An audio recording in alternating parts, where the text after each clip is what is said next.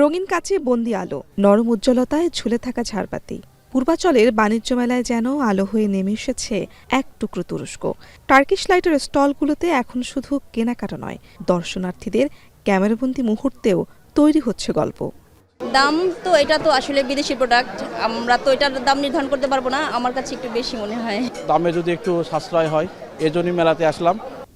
৩০তম আন্তর্জাতিক মেলার ষষ্ঠ দিন হলেও শুরুর পর প্রথম ছুটির দিন, তাই মেলা প্রাঙ্গণে বেশ ভিড়। ঢাকা ছাড়াও বিভিন্ন প্রান্ত থেকে এসেছেন ক্রেতা দর্শনার্থীরা। আমাদের বাসা হবিগঞ্জ, তো বাণিজ্য মেলা অনেক মানুষ আসা যাওয়া করে, তো মনে করেন যে অনেক ভিডিও দেখি মানুষ আসা যাওয়া করে।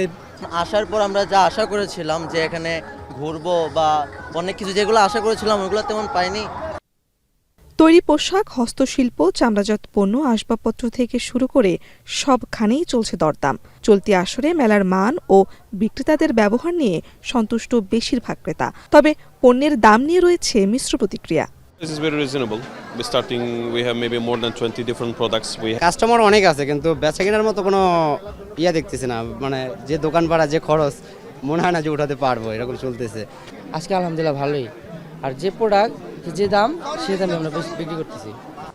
ক্রেতা দর্শনার্থী বাড়াতে বিভিন্ন কোকারিজ পণ্যের ব্যবসায়ীরা দিচ্ছেন বিশেষ ছাড়। এছাড়া আসবাবপত্রের স্টলগুলোতেও ছাড় চলছে।